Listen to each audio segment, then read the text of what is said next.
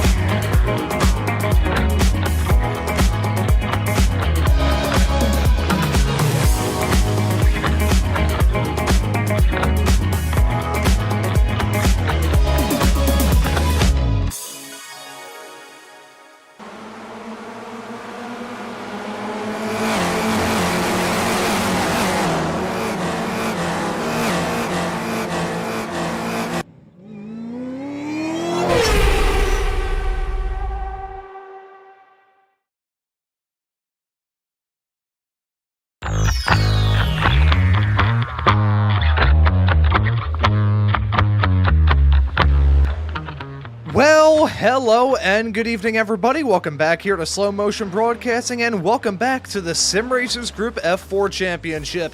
This is round number 2 of this season, coming to you tonight from The Bend. My name is Ron Maunz, and alongside me in the broadcast booth for tonight's show is Tom O'Gorman. Tom, we head off to one of the newer tracks added onto the iRacing platform, added just a few seasons ago. Shell V-Power Motorsports Park, as it is called, The Bend. It is a behemoth of a racetrack, but we are running on the slightly tempered west configuration here, clocking in at just about 2 miles. This track is one that doesn't get a lot of love on iRacing, which I think is a bit of a shame, because from experience last season here in the Sim Racers Group F3 series, different side of things here in the Sim Racers Group world, this is a really competitive racetrack.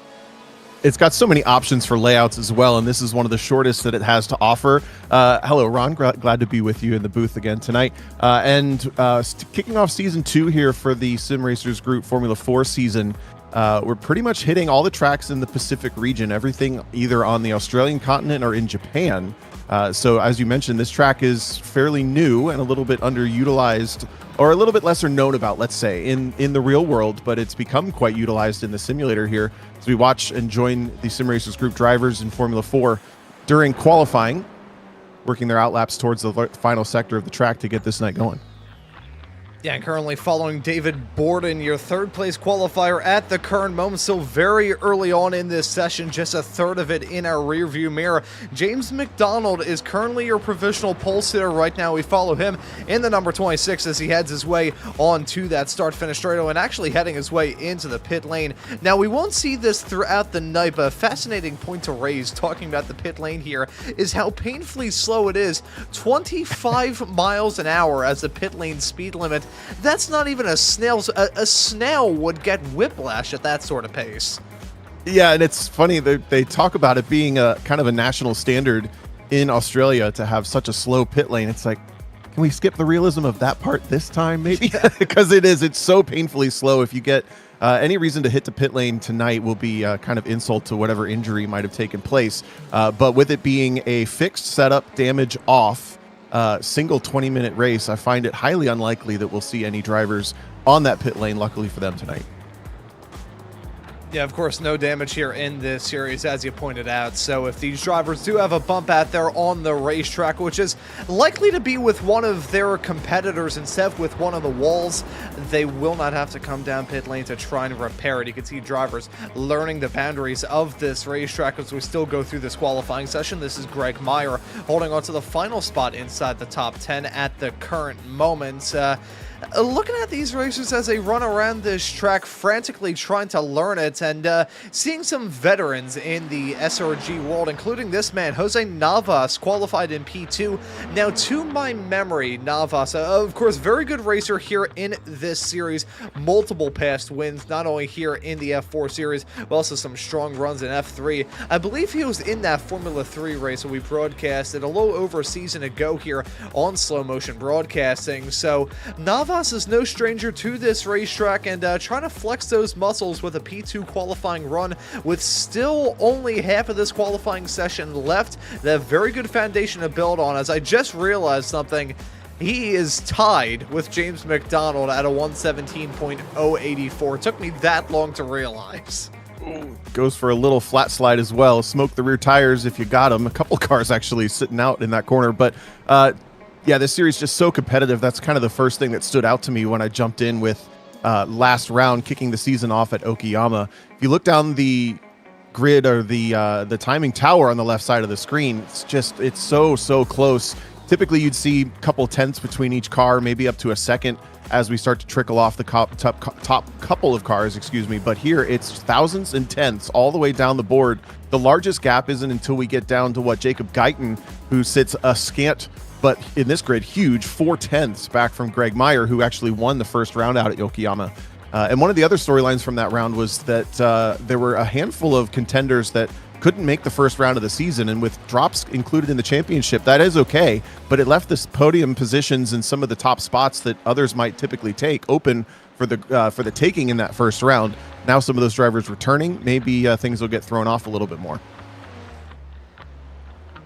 Yeah, so now that we're getting this season underway, I think it's probably a good time for us at this current moment to take a quick gander at the championship points as we head off into the second race of the season. Now, of course, very early on, but here's how it stands right now. Greg Meyer is your current points leader right now. Christopher Yee is slotted in second. Alex Schwartz is in third.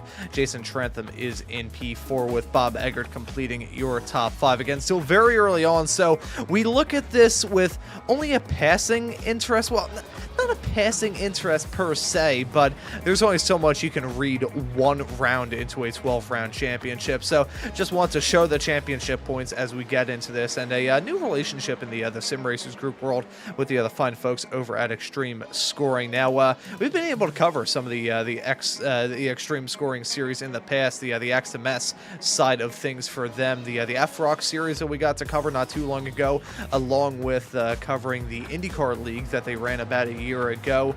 Jeff Jacobs, one of the company directors over there, somebody who helped me out quite a lot throughout my life, helped me actually get into broadcasting many moons ago, coming up to over 3 years ago for that matter. Man, time flies when you are having fun. These drivers looking to set some flyer times as we get into the end of the session. I think James McDonald, despite the fact he's holding on to that pole here, Tom, I think he wants to try and improve on that time. He may have the upper hand for now, but that 000 margin is by no means comfortable. Time is ticking, and I think this is right about the tipping point where the car is going to start to get a little bit slower if you've been on the track ever since the start of the session. And that's indicated actually by the times at the bottom of the screen as they run through those sector times. Seeing a lot of yellow, which means completed sector, but not even a personal best.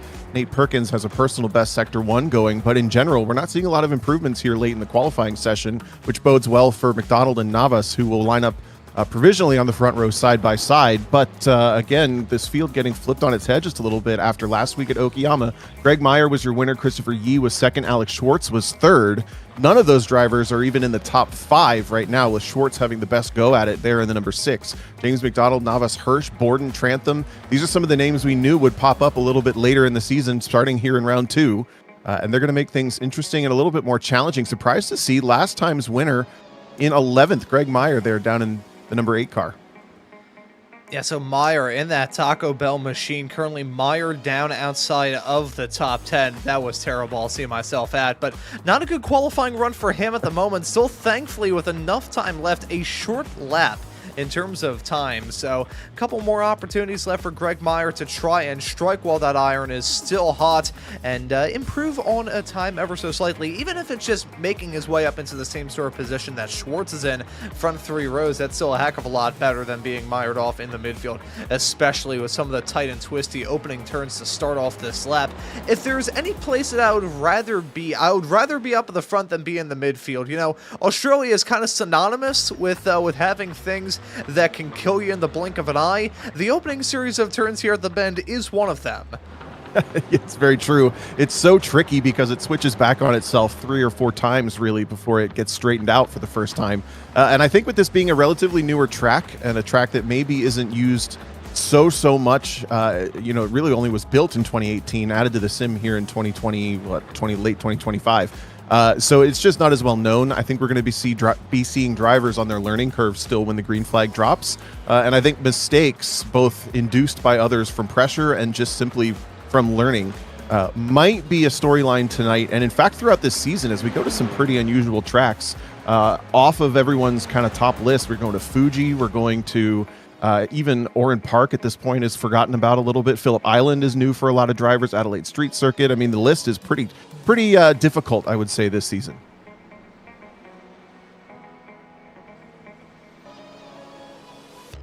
Yeah, this is a rather peculiar schedule that we've got here in this championship, usually following the Formula 4 officials, and we'll actually say relating to another SRG series, that being the Sim Racers Group F3 series that you can also catch here on Slow Motion Broadcasting every single Wednesday.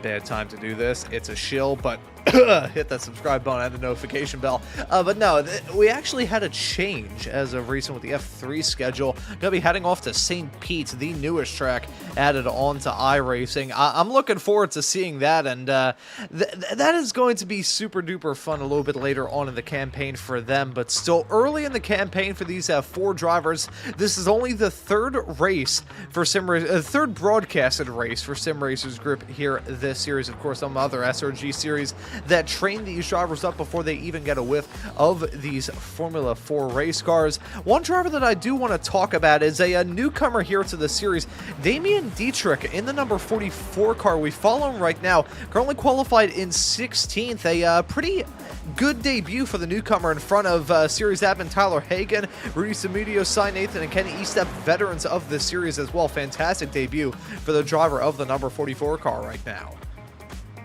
Going to be a long climb forward, though, starting down in the 16th position. But I think going back to the track quickly, this track does present a good number of passing opportunities as we look at now that first sequence of corners in Sector 1. Here's where things will finally straighten out for the first time on lap 1 come race time.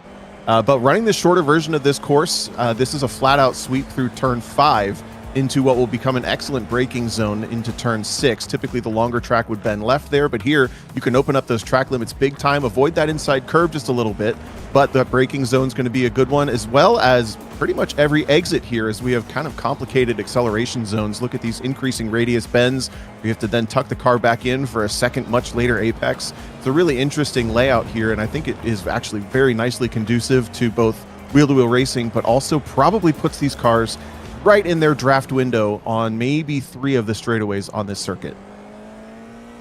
Yeah, and certainly that start-finish straightaway is going to be a mega draft opportunity, but you gotta deal with that final turn, which is a little bit awkward. I can compare it in an odd sense to a turn that we just saw get used a decent amount recently in real life, the final turn of the Shanghai circuit for Formula 1. Of course, not part of iRacing quite yet, but one that is still kind of similar in the sense that it is very, very awkward. Not a lot of runoff area to speak of on the outside. One small little trip up, especially here in qualifying, and you are done for. That small little trip up for Alex Schwartz is going to cost him another opportunity at setting a lap. It's going to be P6 for him here tonight, as we see everybody has just about gone the qualifying behind them, and we'll be able to take a look at that starting grid in just a couple of moments time here, folks. Gonna take a look at some of the sights of this very well done racetrack here. You know, the folks at iRacing continue to impress season after season as they bring in new tracks here onto the platform. The artwork is getting prettier and prettier. We also just saw another track get refurbished, Barber Motorsports Park, which will actually play host to the next round of the Formula V Weekend Warrior Series here on SMB just on Saturday afternoon. I do not feel any envy for Joshua Wilkie's PC, though. He will be producing that show. I've heard some interesting things about the frame rate there at the newly refreshed Barber, and after my own experience a couple of seasons ago producing a 3-hour-long broadcast at Charlotte, right after it got refreshed, and then my graphics card crapped out. I do not feel any sort of glee in saying that Josh may have to get a new PC once that show is said and done. But Tom, let's take a look at our starting grid here tonight so we can get things rocking and rolling for the night. Gonna be James McDonald starting from the pole position. Jose Navas gonna join him on the front row. David Hirsch will be in third next to David Borden in fourth. Jason Trantham will be in fifth next to Alex Schwartz in sixth. Bob Eggert will start this race in seventh with Sarah Vase completing your top 8. Nathan Perkins and Christopher Yee will round out your top 10. And then from there, it's Michael Huynh alongside Greg Meyer making up row number 6. And to round out our field, we got Jacob Gein alongside Andres Ruiz. Ken Glasser in P15 alongside the newcomer of Damian Dietrich. Tyler Hagan and Rudy Samudio in 17th and 18th with Cy Nathan and Ken Estep rounding out your 20-car field, set to take the green flag in a couple of moments' time here. Seeing the drivers line up here, Tom, for a race that is probably going to be a complete departure from what we saw at a known quantity like Okayama last time out. Definitely a challenge for these drivers. As soon as the final driver grids, we will go racing on this standing start. Damage is off 20 minutes. Heads up as soon as the green flag flies. We go racing. The lights come on, and here we go. Yeah, waiting for the lights to fully extinguish here at the bend. The lights go out. The drivers are on their way, and we're racing here down under. That's a good start for the drivers up towards the front of the field. Farther behind, though, they are starting to get a little bit side by side, but James McDonald doing everything he needed to do. A flyer of a start as he heads his way down to turn number 1. Look at David Hirsch going for the dive and a hop, skip, and a jump over the curb. McDonald broke a little bit early, gave Jose Navas the opportunity to also try and get a move put on him as a fan out side by side. Borden now trying to get a move done to jump his way up in a second. He will punch his way into that spot. Whole shot start from Borden. Good start from McDonald, but feeling a whole lot of pressure behind as he headed his way into 1. Oh, and the 94 goes super defensive down into turn 6. The 4 going to try the outside line. Can that work? No, he falls off the track a little too far. Almost opened the door up for Jason Trantham in the light blue. And I think back at turn 1, David Hirsch knew that he had made a mistake. A little bit of brake lockup. Looked like actually the rear locked up first and really did a good job to bail and not take anybody with him with that slight mistake. He becomes the biggest victim of it, down 4 positions. Now finally single file for the top 10 or so. The field strung out actually quite a bit behind them. Yeah, so there was a bit of a breakaway, and I think that turn one stack up in the opening lap drama may have had something to say about it, along with that moment that we saw from David Hirsch going for the dive. We also had Michael Huynh run into trouble as well. But at the end of the first lap, it is James McDonald and David Borden 1 and 2 side by side as they head their way down the start-finish stretch into the first turn. Who's going to win out in this fight as Navas now 6 and 3 wide there. Gutsy move from the driver of the number 4 car, not going to work out in his favor. They wreck farther behind that. Sarah Vase running off the circuit is David Borden now going to punch his way up into the top spots. What a race from the drop this has been. We're still side by side and 2 by 2 for the top 4, leaving each other plenty of space through this flat out turn 5. Borden and McDonald. McDonald to the outside, I believe. Oh, and it's bleep on the brakes once again for the number 4. Such great racing. Yes, McDonald not able to hold that outside. Borden takes the lead comfortably for the first time after half a lap. Well, is now McDonald starting to feel some pressure side by side with himself and Jason Trantham for third. Well, right on board with Trantham as he heads his way off through the final series of turns, heading his way off into the penultimate corner right now, holding on to P3 and trying to challenge McDonald. Now, if this battle starts to break out, that 0.7 of a second gap that David Borden is holding on to right now is going to just balloon out of control. But as we've been seeing some wild, frenetic racing at the start of this race here tonight, we did have some incidents a little bit farther behind. We'll take a look at those in a few moments once things cool off here. Hey, it's Australia. It's not going to be cool at all. Trantham now going for the dive on McDonald, off in a 1, not able to really explore that venture quite yet, but he's still looking for it down the inside into a very good braking zone as Navas goes for the dive into 3 and it wipes the both of them out. Oh, and almost T-bones him again, trying to get back on the circuit. Both of them lose essentially the entire field now as they sit down in, well, 9th and 10th, or 9th and 11th maybe. Pretty decent recovery for those two. Sorry, 8th and 9th. Could have been a lot worse, but, I mean, that inside run into turn 1 is so tempting. It doesn't work out for Trantham. In fact, compromises him, and that's going to open the door for Navas. A bit optimistic there, way too hot for the space that he had available. It's a decent idea, but it didn't work out.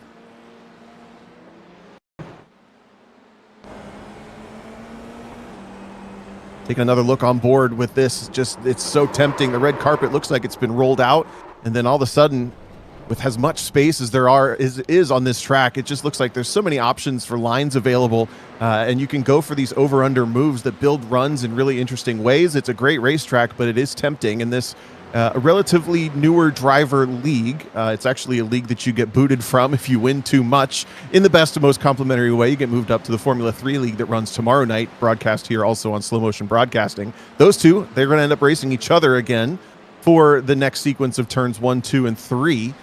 And that actually is going to separate the top group out by quite a bit. Taking a look back a little bit, this is Damian Dietrich in the number 44. Oh, and a big stack up in front of them. This is somewhere in the top 10, or it used to be. Sarah Vase ends up sideways between turns 1 and 2. Yeah, and a couple laps in a row that Sarah Vase has run into trouble. Let's take a look at this, running all by his lonesome with a fantastic view of the battling between Navas and Trantham right up in front. Just skids a little bit wide there, going to slide off the circuit, and thankfully rejoins without any further incidents. We're hearing as well another moment out there on the circuit. This is Christopher Yee in the number 2 car. This is heading off through the mid-sector, and yeah, simply loses control at the apex. Maybe overcooked it just a teeny tiny bit, but either way you slice it, for a driver had a stormer of a run to get the season up and rolling. He has been mired back in the trouble, holding on to P14 at the current moment, as Damian Dietrich still having a battle out with Tyler Hagan. That's the main reason why I switched the camera in the first place. Hagan not trying to go for the move, is actually Deitch running very wide off into the turn, so giving Hagan the opportunity to once again pounce, and he will take advantage of it. Hagan feigned into the entry of the corner just enough and completely spooked Dietrich, I think, just at the right perfect moment. It turns out about equal for both of them. Big defense from Hagan up the inside of the front straightaway. Just past 5 minutes, 3/4 of the race to go, and now they're going to blow out way out to the outside, trying to get the entrance for Hagan. Oh, and it doesn't work for him this time. Dietrich's going to run perfect defense on the exit of turn 1, and now they're single file for what I think is probably the most difficult corner on the track. And turn number 3 has already claimed 2 victims. We'll have to see if there's any more claim between now and the end of this race. As we jump back to a battle a little bit farther up the road, this is Nathan Perkins, who was battling with Bob Eggert not too long ago. Jacob Guyton right involved in that too. Another battle going on out there on the racetrack is a little bit closer, involving some of our hard chargers thus far. Actually, now your top 4 all involved in this fight. It's David Borden over James McDonald, over Alex Schwartz, who we follow right now, who is running right in front, pretty much the hole punch to David Hirsch. Now Hirsch in that Hesh truck machine, been about as resilient as a Hesh truck. I had enough of them as a kid to let you know that you can push those into a wall as quickly as a child could manage, and they still wouldn't even have a paint chip. Hirsch with that dive off into turn number 1 should be counting his lucky stars the fact he's even running within a sniff or a view of a podium spot, let alone the race lead. I'm missing last time's challenge at Okayama, so this is his first time showing this season. I got to tell you, Alex Schwartz starting a nice championship run. He podiumed last weekend. He's in a podium position right now, but other championship implications, the most positions gained gets you 3 extra points. That's Jacob Guyton right now. 0 incidents gets you 2 points. So if anybody has not even left the racing surface yet, they're going to get some bonus points for that. And the fewest incidents also gets a bonus 3 points. So you don't even have to have that particularly special of a race. If you run really clean and gain a bunch of spots, like, oh, I don't know, Jacob Guyton in 7th spot, you could have a pretty good points night here as these battles continue with Hun. And Vase on his recovery drive, sweeping the outside. It's not going to work. I didn't think he might fall off the racetrack. He loses the run. And Huynh is going to take the position back in the 83. Yeah, and unfortunately for Michael Huynh, he had a moment off through the mid-sector of that last lap, cost him out on a whole lot of time, and he ends up nearly losing another spot in the process. Sarah Vase still right behind in lucky spot P13, probably looking to mount a charge as we get into the final 12 minutes of this race. The battling up at the front has still not cooled off. We followed David Borden. Well, we followed James McDonald while running on board with David Borden. You can see the gap between those two cars, only 4/10 as they head their way at the end of what we like to call the backstretch off to a very good overtaking spot indeed. Track limits non-existent. Everybody running off the circuit to try and get the max amount of pace that they can. Borden has been able to cope with the challenge brilliantly thus far, but you gotta wonder what sort of load he has put on himself up through this point. Borden very fast last season. McDonald was quick too, so this is truly a battle of the titans here in this series. Don't have to worry too much about tire wear with these shorter races, only 20 minutes of competition, but in the second half, they will certainly start to lose their precision just a little bit. They'll start to slide just a little bit more. Battle for third, getting a little bit tighter. I think David Hirsch has a really nice run coming onto the front straightaway on Alex Schwartz. Schwartz doesn't do much to try to break the draft, and it's just enough that Hirsch lifts. No, he pops to the inside trying to present a challenge, but it's not going to work. Oh, and look at this pack right behind them. I had a feeling about this, and my gut feeling, my gut instinct was true there. Jacob Guyton, already the hard charger, trying to make up more spots as Navas bowling down the inside. Thought that was going to end in tears. He was able to clip the coupon, get a 2-for-1 deal off into turn number 3 as Nathan Perkins ran wide. We're going to have to reel that back and take a look at a replay of that. That was some brilliantly composed stuff there from Jose Navas. Wasn't sure how it was going to work based off of what happened earlier on. Look at this traffic jam in front of him, and look at how he dealt with it. Yeah, saw that stack up just perfectly. He asked himself and everyone else to be inch perfect, and they all were. That was a really incredible move from Navas. Picks up 2-for-1 in turn 3. He's now nearly back into the top 5. Jacob Guyton just behind is still the hard charger of the race with 6 position gain. You see that on the timing tower just there, but now the number 4 has a lot of pressure from that 64, just slipping off the track in the penultimate corner. His final corner is just so challenging as well. You can use a lot of that curb, but you cannot see the exit on your way, and you see just that little bit of elevation in the background as the cars track out. So challenging. And I'm kind of surprised, Ron, we saw so much drafting battle in the first 2 corners, first 2 laps of spin for Hirsch from 4th. Yeah, Hirsch with a moment heading off into what has been his mortal enemy throughout this race. Turn number 1 strikes once more as Nathan Perkins battling it out with Jacob Guyton. That will bring Jason Trantham into the fight as well. So some drivers that were quite familiar with themselves heading off through turn number 3 earlier on in this race getting close once more. But once again, we're going to see Guyton try and go for the dive on Perkins off into turn number 1 as Jose Navas looks to try and drive away, and Jason Trantham looks to catch up to his sparring partner. We'll keep an eye on this train of cars as they meander their way off through the middle into the final sector right now. I wonder what's going to be the next battle to flare up. I'm going to captain a guess and say that's going to be a battle with your top 3, specifically with McDonald and Schwartz. They are right on top of each other. Yeah, all of a sudden, Schwartz has some serious pace. Look at that. The number 10 is the closest he's been yet to James McDonald. And finish my thought, we saw so much drafting in those first 2 laps. I thought it was going to be a draft fest, but all of that seems to have simmered just enough that it won't be as big a factor as we expected. Side by side, a move for second. That outside lane tends to go well. He over-unders it perfectly. Schwartz gets the inside line now for turn 3. Ooh, really shallow entry, though. Completely different trajectories, and the outside works best for McDonald. Borden is starting to get away. Look at that, 1.2 seconds the gap now. Yeah, so in that small little bit of battling, that margin just pops away. And now we're going to see these two maybe say, okay, let's think about this a little bit more. We've still got, 6.5 minutes of racing action left, so you can't rule out a 7.5 minutes math. There's still enough time left in this race for these two to settle their differences, but if they try and do it now, they're just going to lose out on the opportunity to win. Borden is going to say, hey boys, thank you very much. I appreciate your battle. It's cool to see in my rearview mirror, but I'm going to enjoy that checkered flag while you two are battling it out, heading off to the final few turns while I'm already pulling into victory lane.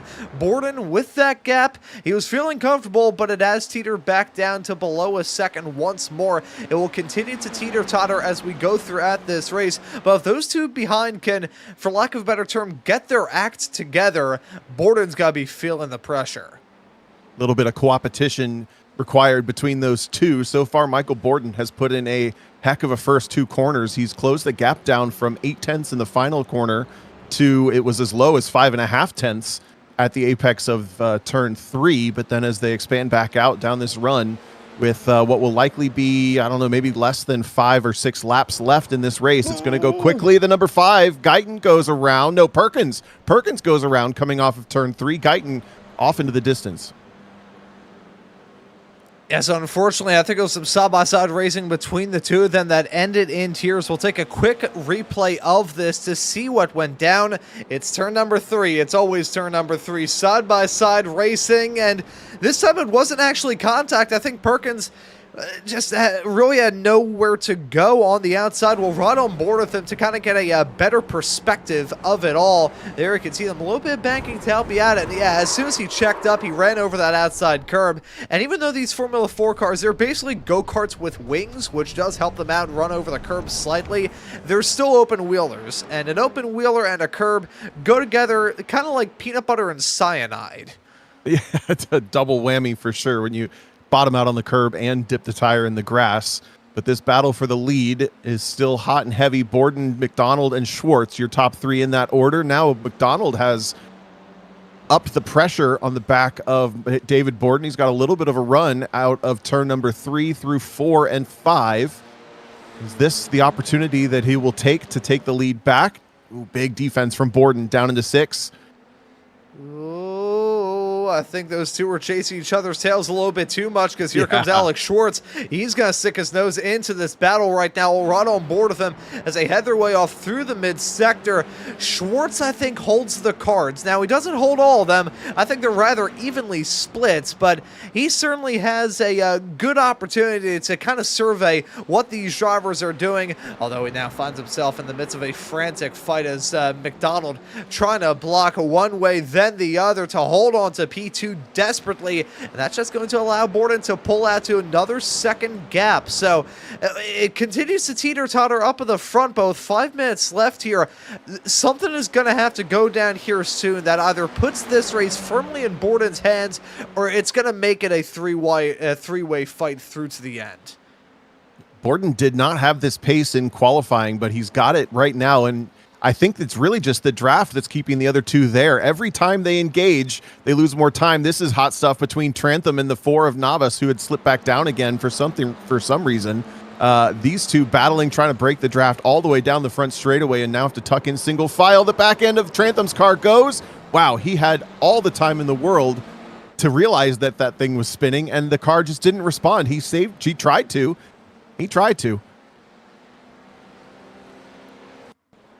Yeah, there was an effort, but unfortunately the effort was in vain, as we'll ride on board with them. Just look how long it was sideways for. Man, that is just brutal. You know it's going around. Maybe even have the one thought, I got it. Nope, I don't got it. These cars, especially with the tire models in iRacing right now with this flash heating, every little bit of slip, the longer you're sideways, it's like an exponential curve, and eventually you might as well have 2 million horsepower. And you know, it wouldn't be a broadcast with me if I didn't share some sort of anecdote, so I'll share one of some things are meant to be in a very fine temperature window. Remember back in my karting days, I would leave out my Gatorade or whatever sort of sports drink I had with me that day. I left it on the back of my trailer as I went to go out and drive. Now, that was great and all. It helped me get my Soon helmet on well before I had to, so I could be ready to hit the track. However, because of that, I would get back, be exhausted, and be greeted to a hot Gatorade. Now, you don't need to be a rocket scientist to know that that is not a very pleasant experience. A hot Gatorade is like an overly hot tire. Will not help you in any way. In fact, it may potentially hurt you. It will take time away from your life. And unfortunately, in iRacing, an overheated tire will be a death sentence. I was a long-time announcer for the Radical SR10 officials here on iRacing. Those cars are incredibly temperamental in terms of the tires. If they're overly cold, you're going to have no grip. If they're overly hot, you're going to have even less grip. And these F4 cars, very simple in terms of the aero principles on them, so that tire rule of overheating tires being a death sentence definitely rings truer. You also just have to manage them just a little bit, but I don't think these guys have that in mind at all at this point. With 2 laps to go, coming across the start-finish line for the penultimate time, Borden still enjoys a half-second lead. It's been as high as 9/10 this last lap, but McDonald and Schwartz, running second and third, have done a nice job to close it down. They seem stronger in turn 1 as well. They really closed up there. Both of them did. David Borden has not been able to take a breath. A mistake from McDonald. He sees it coming and is able to get out of the throttle early enough. He doesn't go around, but Schwartz is easily able to motor around the inside, which becomes the outside there at turn 5 to pick up second. What an easy pass for him. Yeah, and that's the way you do it. Schwartz capitalizing on the opportunity. Now I gotta wonder whether this will be the shot for Alex Schwartz to finally stretch his legs, or whether it's gonna be a classic case of being too little, too late. They're coming to the white flag this time by Tom. Schwartz has been quick, very quick throughout this race. I would argue to say that he is probably quicker than James McDonald. However, he hasn't had the opportunity to actually flex those muscles. Now he gets the opportunity to, but there's only one more lap, so Schwartz is going to have to strike while that iron is hot with the white flag out. David Borden is going to come across a stripe with a 6/10 of a second margin. Let's see if it hangs on there. No time for second guesses. If he gets there, he's got to make the move and make it count. The car is equidistant between first, second, and third.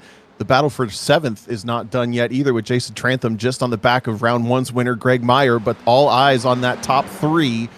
It's the closest battle on track and arguably the most important up that timing tower. It's a good run for Schwartz out of turn 3 and 4. Ooh, it's going to be really close and tempting down into 6 here. One of the heaviest braking zones of the lap. At this point, Alex Schwartz just has to try and force a mistake out of David Borden, or try and force it down the inside. That would have been gutsy. He didn't make it sick, though, and now Borden, if he could just keep it clean and green through the final few turns, he may be home for the win. David Borden was a standout star last season here in the Sim Racers Group F4 Series, and now heading off into Season 2 of 2026 with a commanding drive, starting a little bit farther back, making up up 3 spots from the drop of the green through to the fall of the checkered. He's got to round his way around that final turn and head his way onto the start-finish straightaway to win round number 2 of the SRG F4 Championship here at the Bend. Borden gets a job done. Schwartz with a mighty drive to finish in P2, and James McDonald clings on to third when it's all done there. David Hirsch and Bob Eggert have a nice battle in their own class, holding on to P4 and P5 respectively. Jacob Guyton, the hard charger at the end of this race, is classed in 6th. 7 spots gained since the drop of the green flag. That is a gutsy performance from the 64.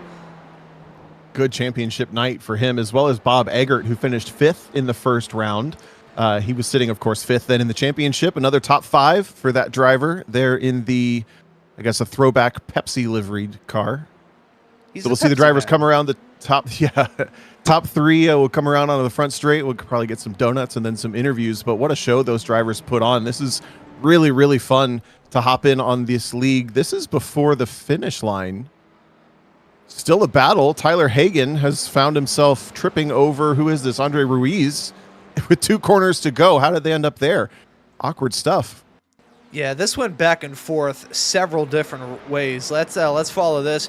Ruiz overshot the turn, heading off into the second to last corner, and Hagan actually piling in there. So the two of them were already, well, if there was damage in this series, they would be wounded, but as they headed their way into the final turn, you can see Rudy Samudio directly behind gets a view of Tyler Hagan sweeping around the outside. He ends up jumping his way into P15 series admin and now directly involved with helping us make these broadcasts possible here on Slow Motion Broadcasting. Tyler Hagan ended up getting the nose at, but David Borden, Alex Schwartz, and James McDonald formation on that start-finish straight away, and of course it is just barely there in the back of shot, so we'll have to... oh, there we go. I like that. That is a good camera shot. So I think we'll slow it down a little bit here, bring in the music, and get things rolling for the post-race show here on Slow Motion Broadcasting. Thank you to all of you for having us be a part of your Tuesday evening plans. And let's take a look at your results here for round number 2 of the Sim Racers Group Formula 4 Championship here at the Bend. It is that man David Borden grabbing the W when it is all said and done. 0.7 of a second is a margin between himself and Alex Schwartz. James McDonald only 0.3 of a second farther behind runs at your podium in third. And that's David Hirsch, who had a wild up and down night up and down the field like Otis Elevator. He ends up in 4th. Bob Eggert rounds out your top 5 with Jacob Guyton in 6th, Jason Trantham in 7th, Greg Meyer in P8, Jose Navas in 9th, with Nathan Perkins completing your top 10. One of our series admins and, well, probably the admin, really, Captain Jason Cotcher, shared that the entire field last time out is just so high quality. They're discussing what's the best F4 race we've had. And round 1 was in the conversation. I think round 2 put on just as good a show. So I know I'm still new in these parts, but they're making a bit of a habit of this. And most of the drivers choosing to finish the race as well, which I love. I'm a big fan of damage-free racing with friends that hold each other accountable. So you don't cut your fun short. And you got the opportunity to cover the entirety of this past season of the Liberty Bell League, run by the fine folks, my former alum, the Philly region of the SCCA. And that series, although I was usually on the other side here on Slow Motion Broadcasting, covering XSLR on Sunday nights, that series always seemed like an absolute hoot. And another new SRG driver, one of the Weekend Warriors members, and other series admin here on Slow Motion Broadcasting, Michelle Lynn, was in that series too. But let's kind of ease in the mood, put those race results away, and drag in some drivers to have a chat with us here, Tom. I'll let you get the interviews up and rolling and ask who you would like to have a chat with first. Yeah, let's talk to our race winner first, David Borden. Really interested to hear from his perspective how this race unfolded. Get David down in here. And David, down in the interview room with us, Ron and Tom. You hear us okay? Yes, I can hear you just fine. Awesome. Congratulations on the race win tonight. To talk to us a little bit about how the night went from your perspective, obviously qualifying on the second row, but just so much pace in the race. Did something click? Or just tell us about your evening tonight. Yeah, actually, something didn't click in qualifying, I think. Yeah, I wasn't up to really the pace I should have been, but yeah, it still went okay. Being on the second row still worked out, But the race was definitely challenging. I had James on my tail the entire time and Alex behind him, so there was no resting. And the track was quite warm, and I kept, just getting the rear end, losing it just a little bit, right? So I was just constantly on edge because the car just seemed to want to go around. Yeah, definitely looks slippery out there. And talk to us about the season now. We missed you at round 1, so you're starting off your season with a victory, but already with a drop as well. Will we see you regularly throughout the season? Is this something that we should expect to see as a bit of a pattern, or what are your plans? Yeah, no, I intend to race all the races unless something really important comes up. We were actually out of town on vacation for the first round, which is a bummer, but the vacation was nice. So it's a good excuse. Good excuse. Yeah. Well, good stuff. Congratulations again on your victory. Is there anyone you'd like to thank as we wrap up round 2 here? Looking forward to the rest of the season as well on a kind of interesting calendar. If you have any thoughts on that as well. Yeah, big thanks to SMB. You guys really make it fun. It's one of the great things about this particular league is that they're broadcast and, we get to share it with our families. So that's awesome. You guys do a great job announcing. Jason and the crew and the admins at SRG, they're doing great, constantly improving. And then, of course, a big thanks to my wife, as I always say, for, supporting this. Great stuff. Thanks for chatting with us, David. Congratulations on your win one more time. And let's also talk to our other front row finisher, top 2, James McDonald. We'll get him down in the interview booth here. James, Tom O'Gorman here, Ron Maunz in the booth with me as well. You got us okay? I can hear you. Can you hear me? Awesome. We got you as well. Congratulations on putting on quite a show tonight. Second place, and you qualified on that front row as well. Did the night go according to plan for the most part, or what were some of your challenges? I actually got third place. I got passed by Schwartz. I made one mistake that took me just into the gravel, like with 2 tires, and that was enough for Schwartz to just get past me. I spent the whole night just getting close to Borden and then getting kind of jammed up. I was faster than him in sector 1 and slower than him in sector 2. And so what would happen was I would come flying down the straight, and then I would end up like sort of slowing up a little bit, and especially in turn 3, by that point I was right on him, and then the hairpin I slowed up a whole bunch, and it just kept Schwartz in the race the entire time, so I could not get rid of him, and eventually it cost me. I was trying to find a place to pass David, and he's just a very good driver, and those opportunities are not very often, especially at a 96-degree track like that. You're half just trying to hang on to your seat and the other half trying to get the guy behind you to go away. So it was a very, very difficult race. My hat's off to Alex and David, though. They just raced tremendously, and they wouldn't let me breathe all race long, and finally it caught me at the end. Yeah, you guys put on an excellent show, and that ebb and flow definitely stood out to us here in the booth as well. Talk a little bit about what these cars need to make speed, especially with the fixed setup. Is there nuances that you have to really lock in for, or is it more like a formula car where you can just push it hard and it'll take it?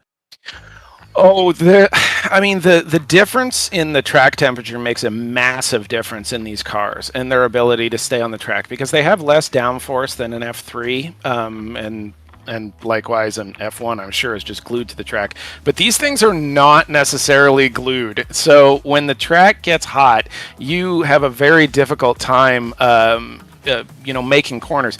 And some of these corners are designed to be taken at at speed, just on the limit. And so finding that limit and listening to the tires is really crucial. But it's not quite as much as a momentum car as like the Ray or the Formula V or something like that.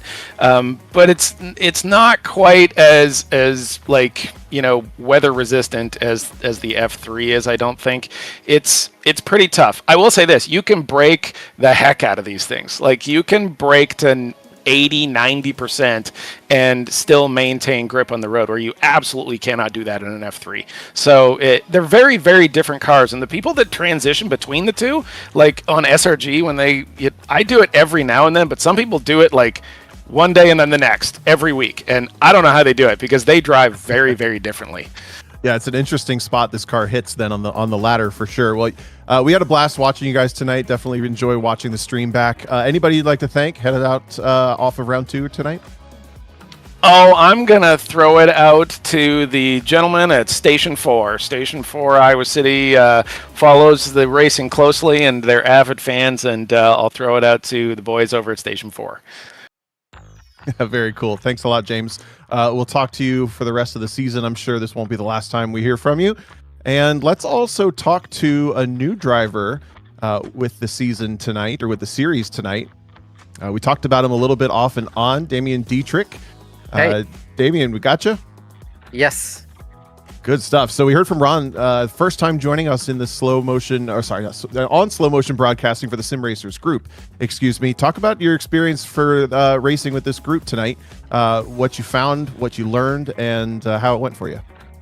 So yeah, like, first of all, the track is kind of, I don't know, like, I had a hard time to find my lines. But yeah, it was a lot of fun. I tried to get into the rhythm, and yeah, I think in the first corner I just messed up. I don't know what happened yet, but yeah, I somewhat got hit from the back, and yeah, then I had to get into the rhythm again and get some positions back. Always difficult when you slip back at the start, but it puts that fire in you as well. Will we be seeing you more this season with the Sim Racers group? Is this something that you've been looking forward to getting involved with, or what should we expect from you coming forward? Oh yeah, I'm going to be in every race, I hope, from now on.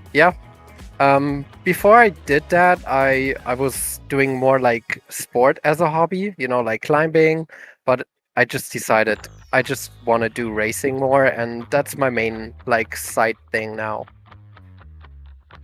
Very cool. And you can't really beat the, there's some costs involved, but you can't beat the dollar for value for sim racing versus going to the real track. That is for sure. Yeah. Well, good stuff. Thanks for joining us. Again, we'll, I'm sure, hear from you in the future as well as we move on to the rest of this season. And congrats on your first race. Yeah, thank you. All right, Ron, good to talk to those drivers. And as we wrap this thing up, I think they have just been putting on such high quality racing. I know there's been some spins and incidents here and there, but when you compare it especially to an official series cleanliness, I think it's just been so high quality, but also kind of that perfect sweet spot of a training ground and competitive playground for these drivers to be in. Yeah, and that's the best part about the Sim Racers group. You know, in the over a year now that they've been broadcasted here, we did our first ever Sim Racers group broadcast on January 1st. It was a race at Mugello, and I was on the call for that, have had the privilege to commentate this series, produce it, or pulled off double duty in the case of tonight.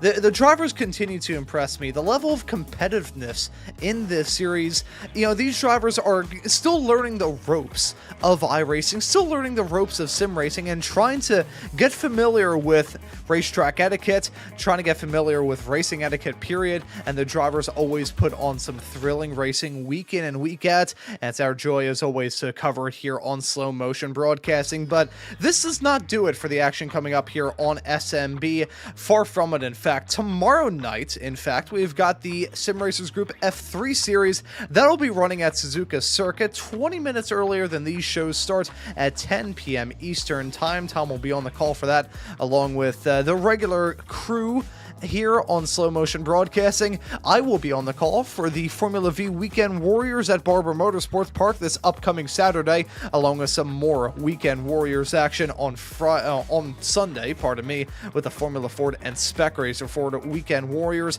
American Muscle Series, our lead-in, as we like to say here on the Sim Racers Group F4 broadcast, will be at Willow Springs for one of the later rounds of their championship. So if you never want to miss out on the action here on Slow Motion Broadcasting, well, how about you hit that subscribe button and the notification bell so you never miss out on any of the action. And if you're in the mood for some more SMB action that's maybe a little bit smaller than a full broadcast, how about you take a look at some of our YouTube shorts up here on the channel as well. But Tom, thank you for joining me in the booth. It was a treat to pull off double duty. Always a little bit hectic, but hey, I have the ADHD to end all ADHD. So hey, if it works, it works. It's always a treat to be here on these shows.